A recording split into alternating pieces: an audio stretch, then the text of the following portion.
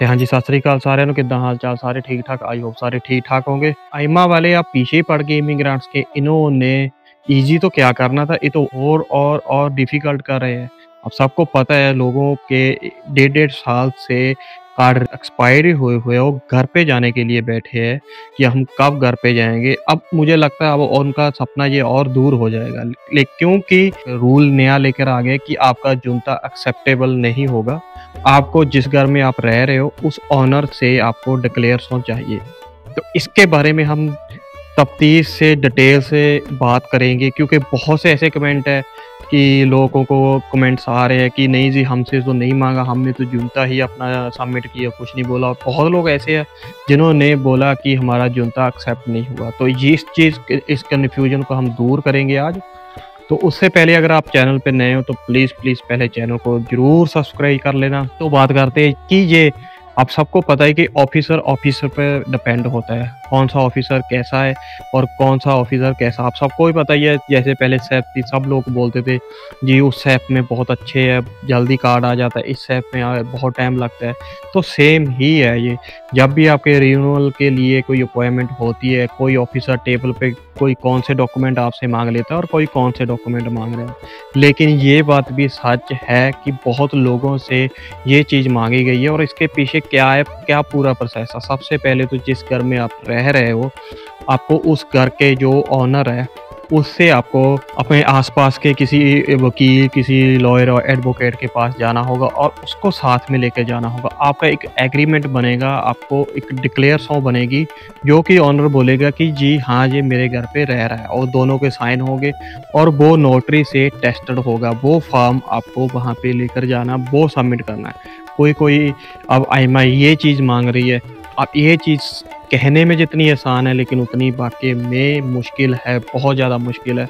सबसे पहले तो इसमें जो लोग बाहर बैठे थे उनके लिए बहुत बड़ी दिक्कत होने वाली है कि ठीक है बाहर पैसे देके अब जूनता बनवा लेते थे, और ये चीज़ उनके लिए भी बहुत ख़राब हो गई है। और एक तरह से अच्छी भी हो गई है और एक तरह से प्रॉब्लम तो हमें इमिग्रेंट्स को ही होगी कि एक ही घर के 50-50, 20-20, 30-30 जूनते बनाकर लोग कार्ड ले लेते थे। लेकिन 20-25 बनाने की कोई प्रॉब्लम नहीं थी, लोगों को उनके कार्ड मिल जाते थे। यही भी एक बहुत अच्छी बात थी। लोग इस चीज़ को इग्नोर करते कि वो कितने पैसे ले रहा है और कितने, लेकिन अब ये चीज़ भी बंद हो जाएगी।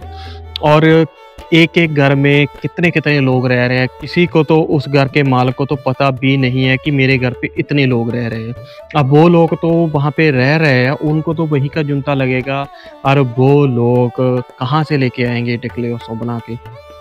ये एक बहुत बड़ा मसला बनने जा रहा है। अभी तक इन्होंने इस चीज़ के लिए कि जैसे होता है कि लॉ बन गया, हाँ आप कहीं पे भी किसी भी एमा में चले जाओ, कहीं जगह पे भी चले जाओ, वो चीज़ आपसे रिक्वायरमेंट होगी ही होगी, वो चीज़ आपसे मांगेगी मांगेगी। लेकिन अभी तक ये ऐसी है कि बाय लक किसी के अच्छे इंस्पेक्टर के पास फिंगर होंगे, अच्छी सेफ में होंगे, तो आपसे वो जूनता भी एक्सेप्ट कर लेगा। लेकिन अब ये विलारेल में बोल रहे हैं कि वहाँ पे नहीं चल रहा, वहाँ पे जूनते की जगह वो डिक्लेरेशन मांग रहे हैं, तो वो लोग कहाँ पे जाएंगे अब। तो इसके लिए जो तो घर पे रह रहे हैं, जिनके नाम पे तो कॉन्ट्रैक्ट है, उनको भी ऑनर बना के दे देगा, ठीक है जी इसके नाम पे कॉन्ट्रैक्ट है, इसको मैं बना के दे दूंगा। लेकिन जो हमारे जैसे होंगे, जो घर पे एक रूम में 3 लोग 4 लोग रह रहे हैं, वो लोग कहाँ जाएंगे अक्सर। ये सबसे बड़ी समस्या होगी। अब इसमें क्या होगा, इसमें धांधली बहुत होगी। अब इसमें जो ऑनर होगा, ठीक है वो देख के 4-5 लोगों के तो बना गया, लेकिन पैसे बहुत चार्ज करेगा। या इसका एजेंट कोई और रास्ता निकाल लेंगे, लेकिन उसकी अब बहुत ज़्यादा फीसेस होंगी, बहुत ज़्यादा पैसे खराब होंगे आप लोगों के। चलो पैसों के भी कुछ नहीं, कोई और रास्ता निकल जाए, लेकिन क्योंकि ऑनर कभी भी नहीं आपको इतनी डिक्लेरेशन बना के देगा कि 7-8 लोग मेरे घर पे रह रहे हो, भी 1 बेडरूम में 2 बेडरूम में। तो ये आगे जाके बहुत ज़्यादा प्रॉब्लम आने वाली है। और दूसरी बात, सबसे बड़ी बात, जिन लोगों के ऑलरेडी कॉन्ट्रैक्ट हुए घर के, और किसी का 500 में, किसी का 700 में, किसी का 1000 में, और उन्होंने आदमी रखे हुए 6-6, 7-7, जब ऑनर को पता चलेगा वो रेंट भी बढ़ाएगा। अब इस चीज़ के लिए भी प्रॉब्लम आने वाली है।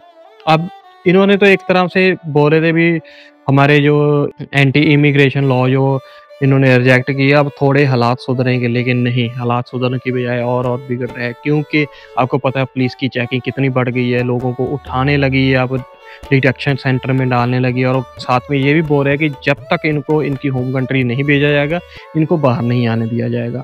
अब ये ऐमा ने ये नया ही निकाल दिया है फंडा, अब क्या होगा क्या नहीं, लोग बहुत ज़्यादा डरे हुए हैं।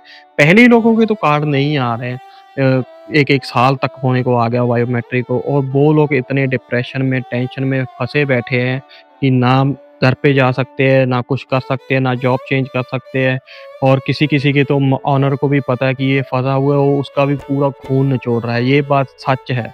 तो इसकी वजह से अब ये नया ही, अब जो जिन्हों के डेढ़-डेढ़ साल डॉक्यूमेंट एक्सपायरी हुए हुए हैं जिनके कार्ड, वो सोच रहे थे चलो ठीक है, एमा ने ऑनलाइन सिस्टम कर दिया, जल्दी कार्ड आएगा। अब जिसको जिस चीज़ का फ़ालता रिसीव हो गया, वो फ़ालता ईज़िली कहाँ पे कर पाएगा और उसको कितना कुछ करना पड़ेगा। तो ये कहीं न कहीं हमारे लिए बहुत बड़ी नई मुसीबत खड़ी हो गई है। तो देखो आप आगे जाके क्या होता है, क्या नहीं होता। इसके इसके लिए भी इसके बारे में आवाज़ उठानी चाहिए कि ये इतना ईज़ी नहीं है। अगर कोई प्रॉब्लम फेस हो रही है तो सबको इकट्ठा होकर इस प्रॉब्लम को सॉल्व करना चाहिए। नहीं तो ये आगे जाके बहुत बड़ी प्रॉब्लम बन जाएगी, और घर आपको पता ही है पहले नहीं मिल रहा है, तो इससे घरों की दिक्कत किल्लत बहुत ज़्यादा बढ़ जाएगी। आई होप आप समझ गए होंगे अब मैं क्या कहना चाहता हूँ। किसी ऐमा में चाहिए, किसी में नहीं चाहिए, लेकिन बहुत लोगों के फालते भी रिसीव हुए, बहुत लोगों के एक्सेप्ट भी हो गए जुनते। अब यही कन्फ्यूजन थी भी क्या होगा, क्या नहीं होगा। अब बाय लक है आपका जो इंस्पेक्टर है वो माँग ले तो आपका बैड लक है, नहीं माँगा तो अच्छा है। लेकिन अभी भी ये भी नहीं पता कि अब किसी इंस्पेक्टर को पता नहीं, वो लेके रख ले जुनता बाद में आपको फालता दे दे। इस बात का भी अभी क्लियर नहीं है। आने वाले कुछ ही दिनों में ये इस चीज़ को अच्छे से क्लियर हो जाएगा, अच्छे से एक्सप्लेन हो जाएगा। लेकिन उससे पहले अगर आपको कुछ भी कहना है या पूछना है, आप प्लीज़ कमेंट करके ज़रूर बता सकते हो। और जिनके कार्ड्स आए हैं या फालते आए या कुछ भी हो रहा है आस-पास में, वो लोग भी अपने कमेंट करके ज़रूर बताना। और अगर आपको ये वीडियो थोड़ी-सी भी अच्छी लगी तो प्लीज़ वीडियो को लाइक एंड शेयर कर देना, और लास्ट में चैनल को सब्सक्राइब करना मत भूलना। Thank you.